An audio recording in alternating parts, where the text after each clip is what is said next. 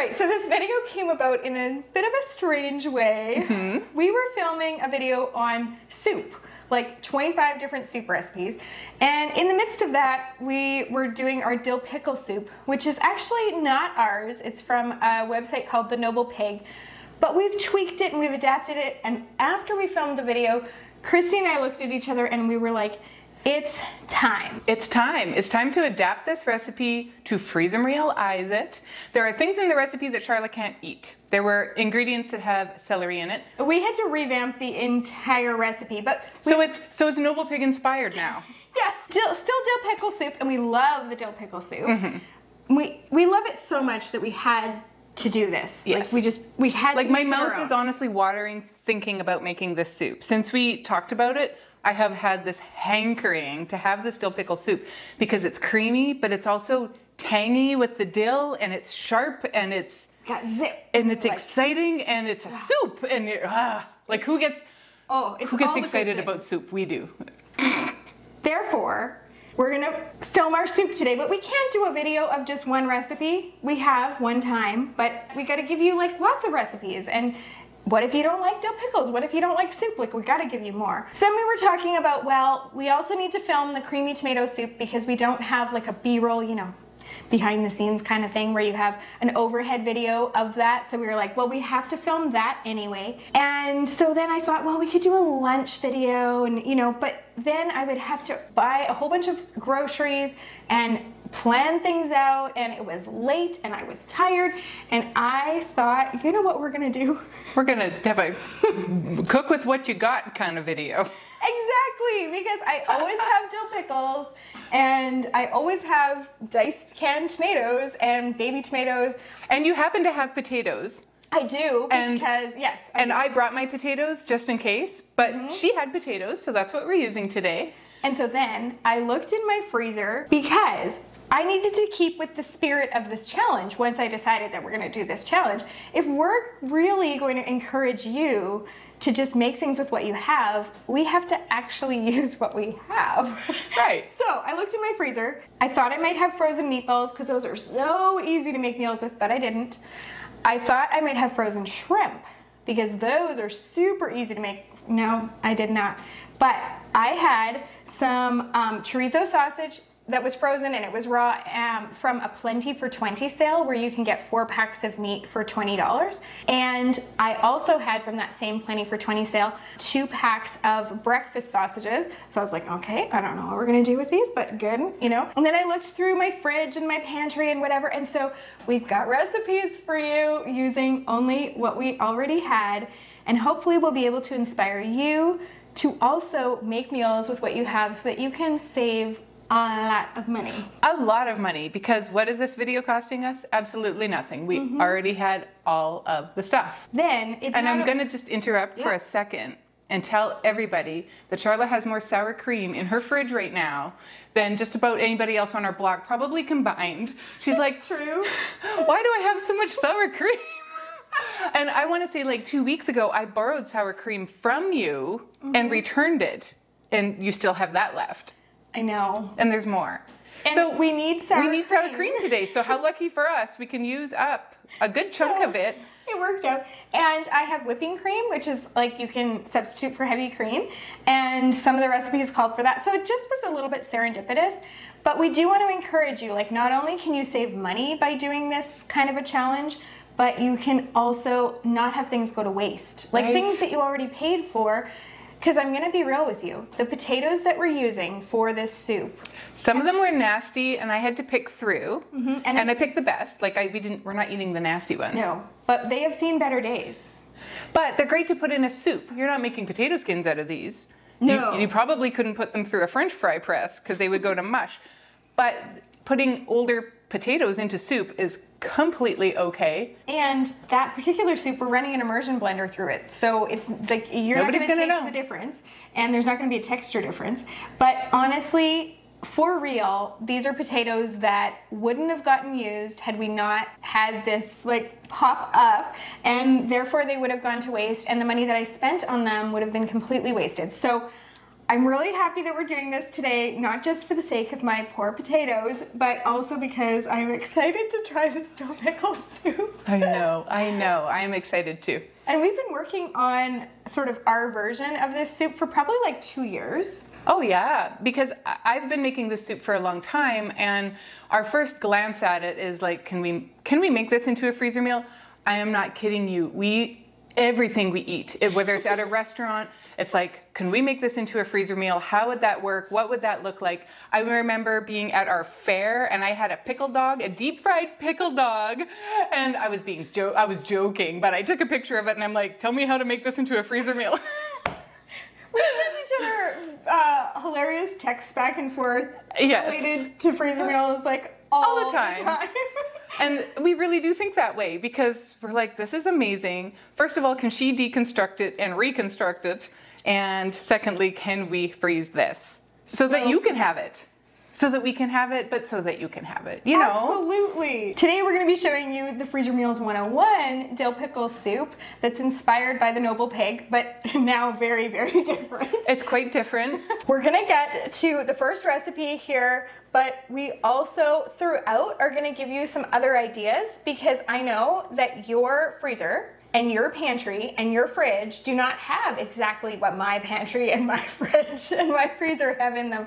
So you might not be able to take exactly the recipes that we're making today and make them with what you have on hand, but we're gonna give you some tips to figure out like how you can take what you have right now and make it into meals so that it doesn't go to waste and you can save a ton of money. Totally. Let's get started. So this next recipe that we're gonna do is just simple breakfast quesadillas. They're even faster to put together than breakfast burritos, and my family actually seems to prefer them, so that's what we're doing. Because we had the breakfast sausage from the Plenty for 20 sale that I cooked up and we just sliced it. I whipped up some scrambled eggs, just added some heavy cream into that and salt and pepper. We had a red pepper and we're gonna use it for other things, so got that and our cheese. I always have, this is a Tex-Mex blend. Yeah. Doesn't really matter. Most people have like a cheese section in their fridge. Charlotte has a cheese drawer. She has 4 drawers because she's got the full-size fridge, right? And one of them is entirely full of cheese. And it's all the cheeses, and there's no sour cream in there, but it's all the cheeses. A lot of cheese. I have the habanero cheese, the Tex-Mex cheese, the brie, the jalapeno jack. Yeah. It's a lot of cheese. And some marble and some cheddar. And if you're looking for cheese, go to her house. Covered. This is why. But it's almost always going to be spicy cheese. Totally. Christy's my neighbor. And so we borrow things from each other very regularly, like she was saying about my sour cream. So there's certain things that I know that I can she'll always have on hand. Yeah. The other night, she and her husband came over to sit on our deck and just have a visit. And I texted her and I was like, can you bring some mint? Because she grows fresh mint. I brought mint, and we're at the end of our season. It was some pretty sad looking mint, but I brought it and it made for some yummy drinks, I think. Totally worked. Good. And then she also brought me some garden fresh tomatoes, which yes, I did. Super good. Like any baking type things, I know I will have. She will have. If there's a spice, she has it. And avocados. That time I had my family over, my husband's family, and my father-in-law was there, and I was gonna make guacamole, and my avocados, you know how avocados are. They're like not ready, not ready, not ready, not ready, ready, too late. And exactly. And mine were too late. And so I'm like, I can't. Like you know how you can pick around the brown, and I'm like, I couldn't. There wasn't enough. So I'm like, I know, Charlotte will have some avocados. And my father-in-law looked at me, he's like, who has avocados? And I'm like, oh, she does. And if I needed jalapenos, she probably has those too. I do. 2 bags for right now. I know. See?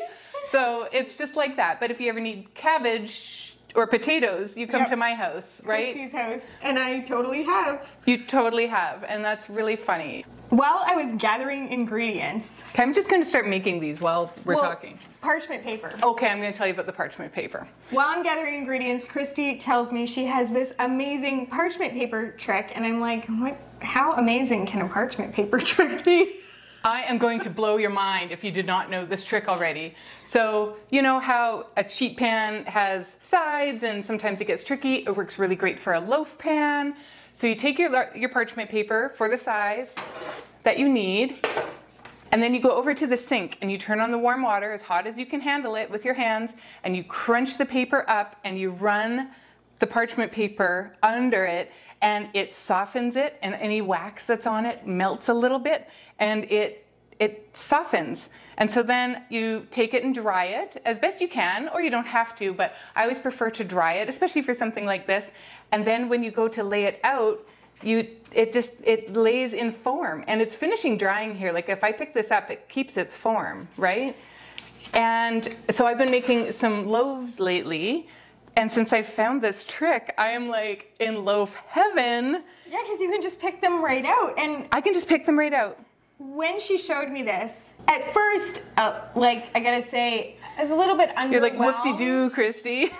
But then I remembered how last summer I started a fire in my oven. Yes, you did. Because the parchment paper was crazy. Yeah, and it was flipped up as parchment paper does. Yeah. But not today because it's fitting to the form of the pan. And so because I have a top oven and a bottom oven, and my top oven is small, it touched the element. Yeah, and it like big fire. No, it did not burn my kitchen down. It's all good. But it really freaked me out. And yeah, I remember that. I want to say I was like here later that day because there was little bits of burnt parchment paper in your kitchen. Not a good scenario. No. It could have been actually really bad. So this would have saved me. Yeah, because this little part here is kind of tipped up. But that's just because we didn't play with it enough. Well, and with my loaf pans, I'll put it in, and I have two.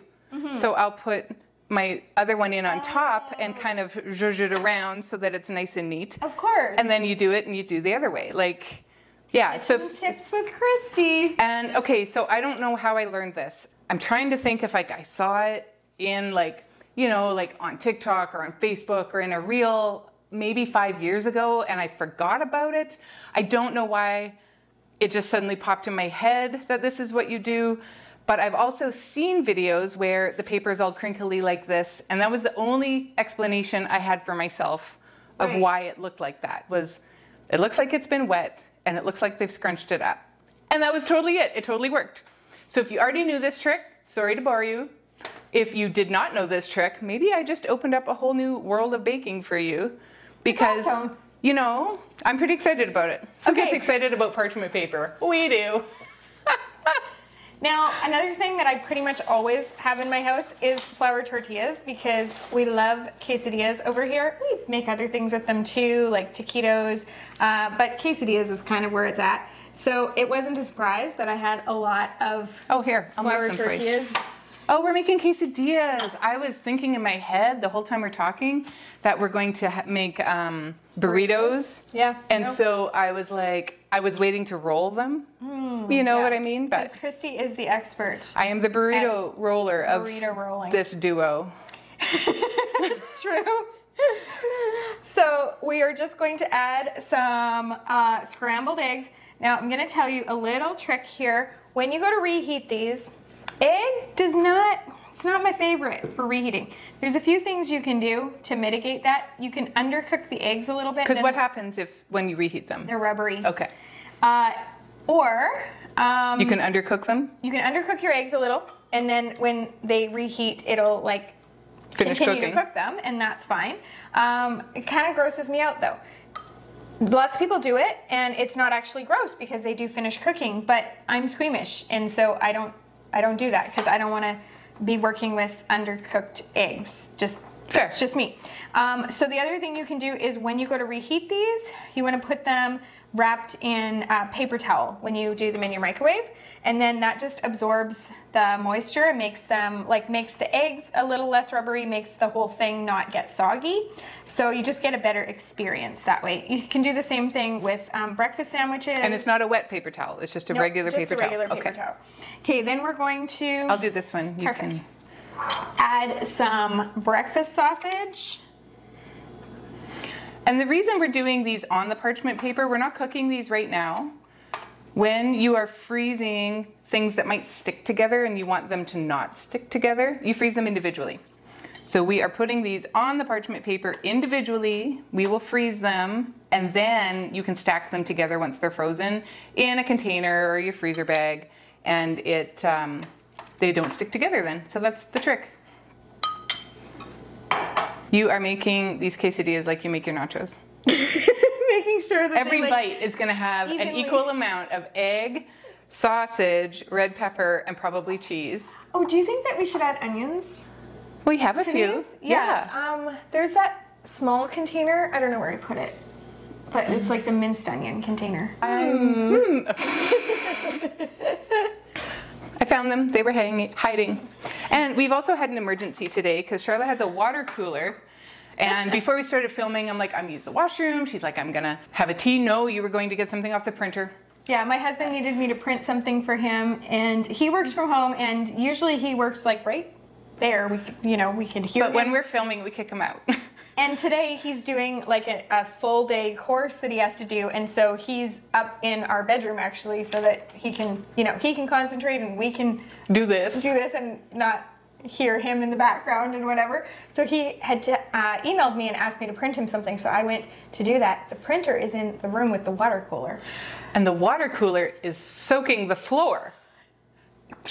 And all I could hear was, like, I was in the bathroom, like on the other side of the house, and I could hear, and I'm like, what is happening out there? I couldn't get the water bottle off it, and then when I see Charlotte, she's tiny, like manhandling a water bottle. I wish we had video, because like I'm trying to get it off and it won't come off, and when I finally like pulled hard enough, because there's something, like it was a pressure thing, because there was a hole in the bottom of the bottle, like, which was now the top, because it's upside down on the water there was a hole. And so yeah.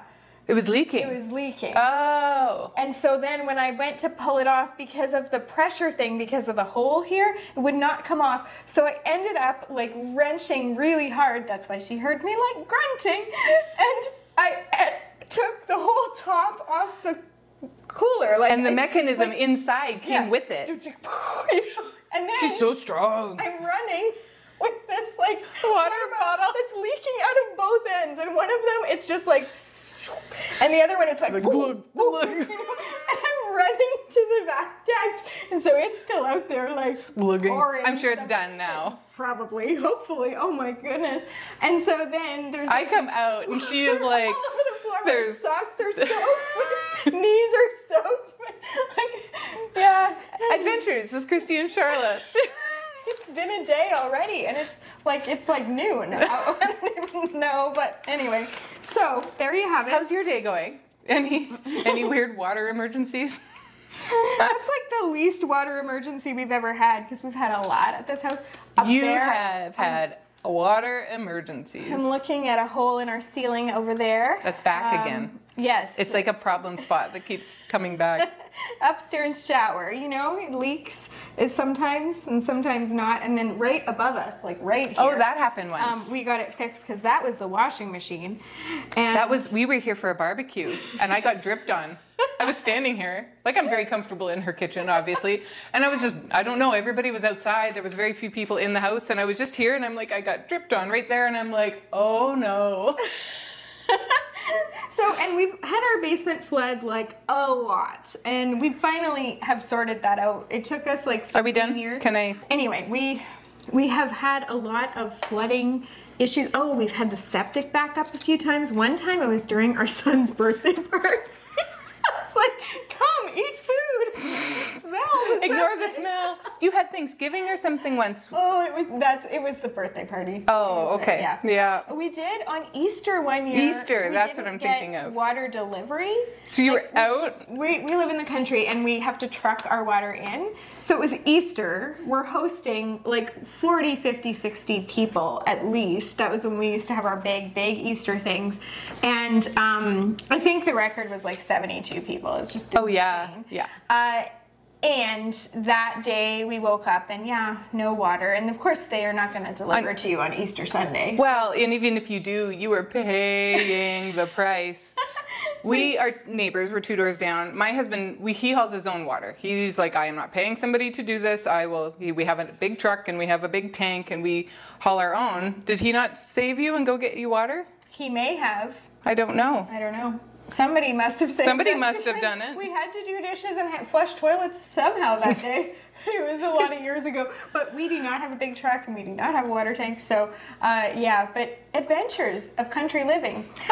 So we're gonna freeze this and we're gonna make, you know, more trays with what we have, and then each of them we're gonna freeze flat like Christy was saying. When they're fully frozen, we'll transfer them into our freezer bags, and then we can just pull out one at a time because they won't stick together. It's like magic. It is. So with this chorizo sausage that I had in the freezer, the first thing that came to mind for me was the tortellini sausage skillet, because when we were filming this soup video, the same one where we got the idea to do dill pickle soup, there was a tortellini soup, and as soon as we started talking about it, Christy was like, it has been forever since we did the tortellini sausage skillet, and I love it. Yes, she's like, oh, I'll have chorizo. We can make the tortellini sausage skillet with that, and you totally can. Because I had tortellini in my freezer, and ironically enough, we should pop a link to that soup video. Yeah, we should. We've talked about it enough.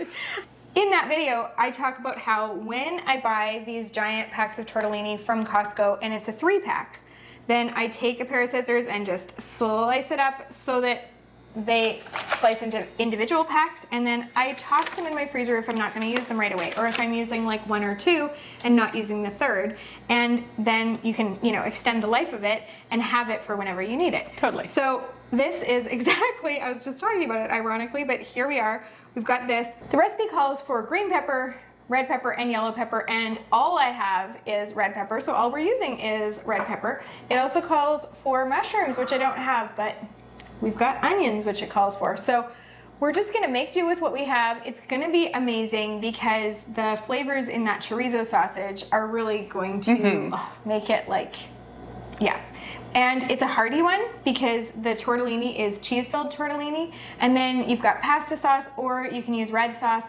So I don't actually have any pasta sauce, but I do have red sauce in my freezer. So you can find the red sauce recipe in the Freezer Meals 101 Club, and it's better than having pasta sauce. Oh, so it's the best pasta sauce you can have, actually. Happy accident that I didn't happen to have. Yeah, otherwise we'd have used that. So we're just gonna thaw one of my red sauces and throw that in there, and it doesn't even have to fully thaw, just enough to like get it out of the bag, because it's just going back in the freezer, and the day that we go to make it, it's going to like all cook up and be beautiful.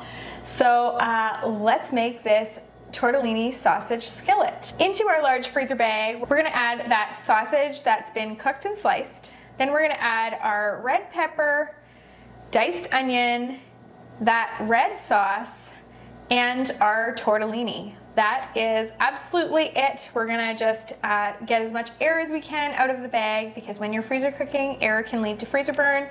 Then we're going to seal it, freeze it.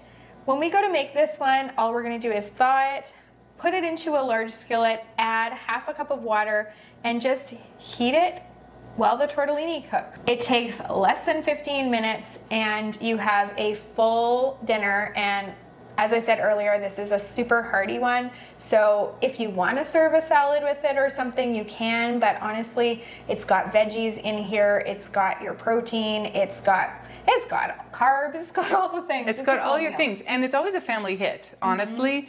My kids love it, my husband likes it, and it's just different from just about anything else that we have. Yes, it is really good.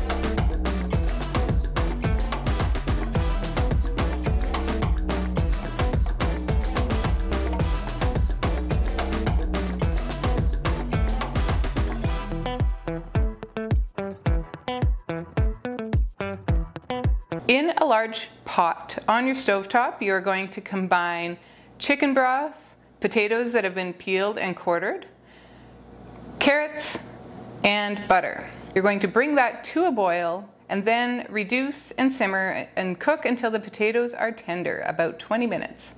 At this point, you want to add your chopped pickles and continue to simmer. Then, in a shaker, you are going to mix water and flour together and shake that up until the flour is really well combined. And then you're going to stir that into your water. You're going to slowly add in some sour cream while you're continuing to stir. You want to add your pickle juice and seasonings. In this case, the original recipe called for Old Bay seasoning, but it has celery salt in it, and Charlotte is allergic to celery, so anything with celery is out.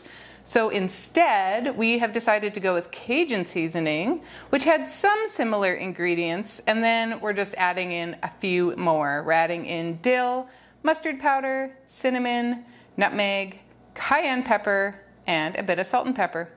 At this point, we want to bring this back to a simmer, and then we're going to cook it for just a few more minutes. Using an immersion blender, we are going to blend this until it is totally smooth, and then we're going to add in another little chunk of pickles just to have some texture to this. Once it is cooked, we're going to allow it to cool. We're going to add it to either a large freezer bag, or this was going to divide really nicely into super cubes or into medium-sized freezer bags that are just quart-sized. You're going to freeze it, and then when you go to cook it, it is a simple reheat. You can do it on the stove, you can do it in the microwave, and you know, it's really nice when you lay a couple of sliced pickles on top. You could add fresh dill, a little more cracked pepper, and this is like perfect parka-worthy soup that is it just hits all the senses.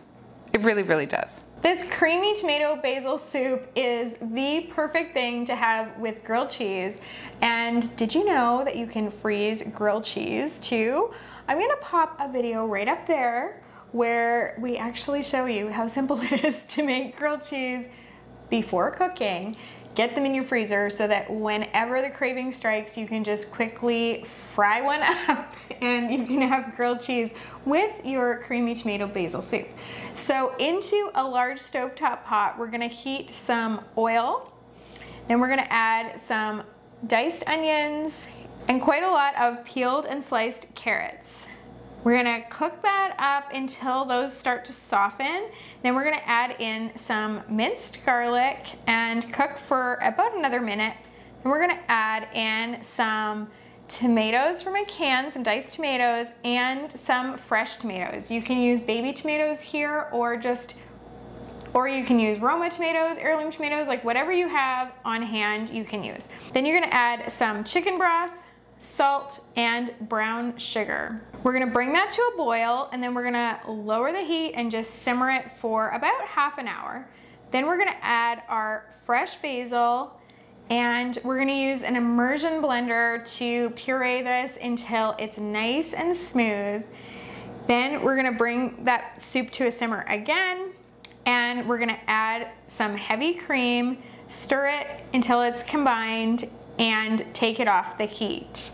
Once this is fully cooled, we're gonna transfer this. You could transfer it to a large freezer bag if you're serving it for a family.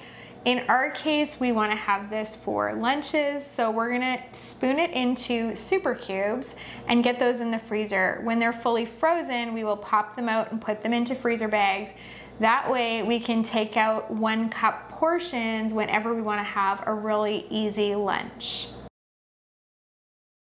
So earlier we were saying that we wanted to give you some suggestions for what you could do if you wanted to figure out what you can make from what you already have.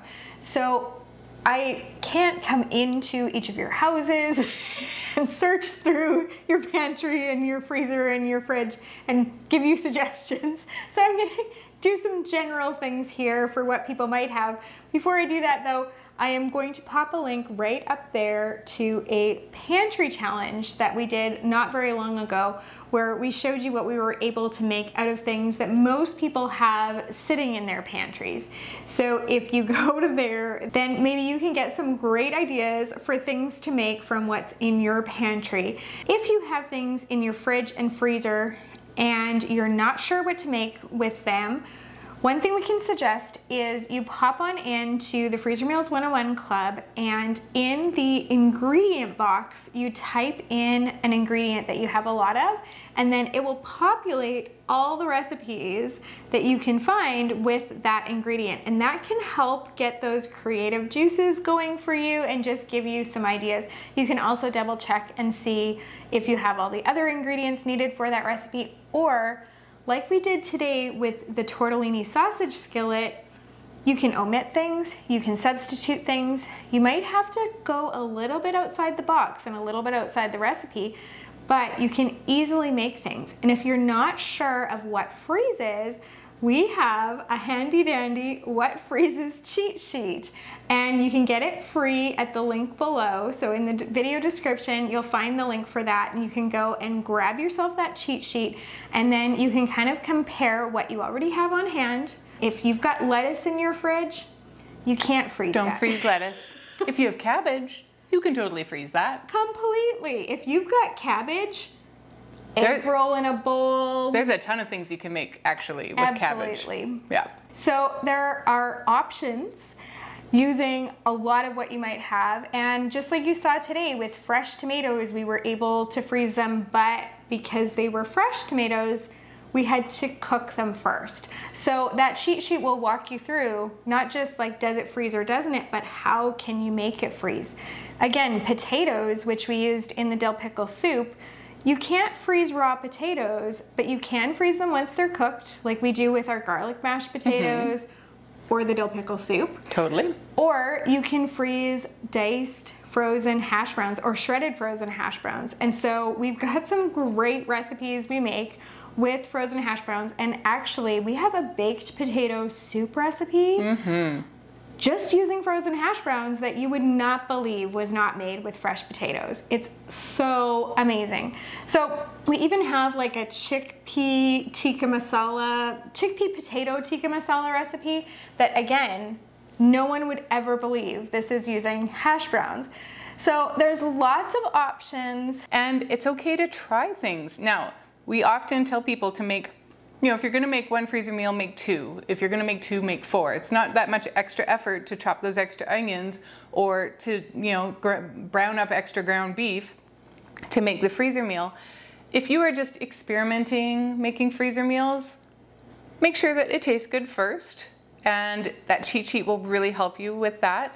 And maybe you will find that oh man, I really like this, and you wouldn't have thought of it otherwise, just by watching our videos or poking around a little bit in some of our recipes and saying, you know what, I think I can make that work. Absolutely. And often skillet meals or soups or stews are things that they're very forgiving. Can't really mess them up. No. You throw some things in there and everything but the kitchen sink, and before you know it, you have something that's got pretty amazing flavors. Another little tip for you is, when I was first learning to cook, because I did not grow up being taught how to cook, I didn't really understand much about how to cook anything. One of the things that I did that taught me things is I looked on my spice jars, and it would say like sage is good with chicken or in soups or stews. It's like getting the cookie recipe on the back of the chocolate chips bag. Yes. And so one of the things that taught me the most about spices was just literally reading the spice jars, and I was like, oh, paprika can go well in eggs. That makes sense because it goes on top of deviled eggs. Right. But did you also know it goes really well on pizza? I didn't know that. And did it say that on your spice jar? That's so funny. You sprinkle it on top when you're done making your pizza, and it actually is really nice. Now, you don't like dump a whole jar on there. It's just like sprinkle, but it's a little pop. Yeah. And a little, and I would never have known had I not read the spice jar. So now we have something called Google. Right. That was not as prolific back when I was reading my spice jars. There's that really, really old song that's like parsley, sage, rosemary, and thyme. And so I don't know this song. Are you going to Scarborough Fair? Oh, okay. And in that Yes. song it says Yeah, parsley, yeah. sage, rosemary, and thyme. And I always like it's that earworm. You hear it again and again. So I'm like, oh, those go well together, and they do. They do. Oh, that's funny. That is funny. So just these little tricks. But if you've got a can of black beans, a can of corn, a can of diced chilies, a can of diced tomatoes, you go pop those ingredients into the Freezer Meals 101 Club. Make sure you have some taco seasoning on hand. And if you don't, you can Google recipes for making your own taco seasoning. And there are so many options. Like off the top of my head, we've got like our Tex-Mex rice casserole, our chicken taco soup, our, what else? Taco meat?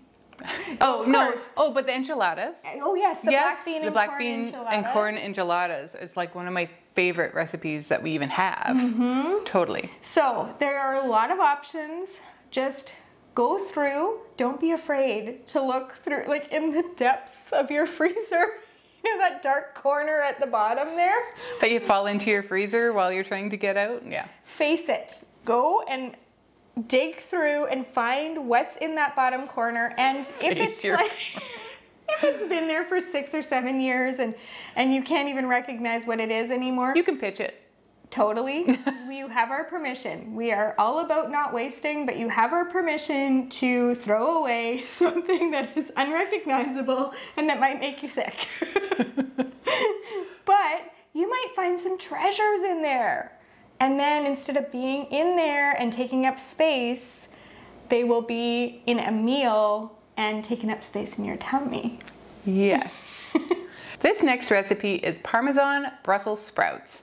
Now, Charlotte always has frozen Brussels sprouts in her freezer. She always has Parmesan cheese. I've told you about the cheese drawer, right? And so this is an easy one to put together. It's a lovely side. It can be made in your oven. It also goes nicely in your air fryer. I have done it that way at home. And it's the best in the air fryer. It is actually really good because then it crisps up, you know? And with the holidays coming up, this is one that you could have, like instead of your Brussels sprouts, like, you know, getting a little bit wonky because they've been in your freezer too long and you don't really want to make them. Now that they're in this freezer meal and they're all ready to cook up, you're so much more likely to use them. And it really is good enough to serve at your holiday dinner. Absolutely. So here's how you make it. You're going to take 2 medium-sized freezer bags, place your Brussels sprouts in one, and some shredded Parmesan cheese in another bag. Into the bag with the Brussels sprouts, you're going to add oil, minced garlic, and salt and pepper. You're going to mix it around to coat your Brussels sprouts and seal it up after removing all the excess air. Make sure you staple those together so that they both show up on the day that you go to use this. And then when you go to make it, allow it to thaw. You want to just bake it on a foil-lined cookie sheet for 20 or 25 minutes. At around 400. You sprinkle with the Parmesan cheese and serve it up. To do it in your air fryer, I suggest you look at your air fryer instructions for Brussels sprouts because everybody's air fryer is a little bit different, but we do have instructions on the website at freezermeals101.com, and you can have a look there and see if that's close to what would work for you. And you can find all these recipes, or like the approximate recipes, because of course for that tortellini sausage skillet we changed We're changing things up. But you can find those in the video description down below. Another thing with the Brussels sprouts is that they're really good if you toss some crumbled bacon in them. Yes, absolutely. That just kind of makes my Thanksgiving, honestly, or like the fancy dinner. Adding the bacon just kind of gives it a little bit of polish. Brings it up a level. Yeah. I hope that we've helped give you some ideas for what you could potentially make out of what you already have. I hope especially that we've shown you that it doesn't have to be perfect. It doesn't have to follow the recipe exactly. If you type an ingredient in and find a recipe that you love, but you're missing one ingredient, you can probably make it without it, or you can add a note on the bag to add that ingredient on the day you go to make it. That way, between today and the time you're gonna eat it, which can be any time in the next 3 to 6 months, you're probably gonna hit a grocery store and you can grab that ingredient. That's totally true. That is what we do for, especially with things like when you have something that needs buns. That's right there on the bag. So when I go to make that one, I'm like, oh, I don't have buns. Mental note, or write it on the list. I need to buy some buns. Then I can make this later in the week. And we have totally gone to make meals in the past and realized like, oh, I don't have cans of fire roasted tomatoes or whatever it is. So we seriously just take a pen and write on the label, add that on this day, and it's done. So my biggest hope from today is that we've just taken the perfectionist part away for you, because that's something that I've always struggled with, is wanting to do things like right, where I'm learning as I get older and as I experiment, especially when it comes to food, but even with life, that there's really no such thing as right or perfect, and the way you do it can even turn into some happy accidents where it might be even better than the original. And we've totally done that too. Thank you so much for being here. We really appreciate you. Happy cooking. So this next recipe is Parmesan Brussels sprouts.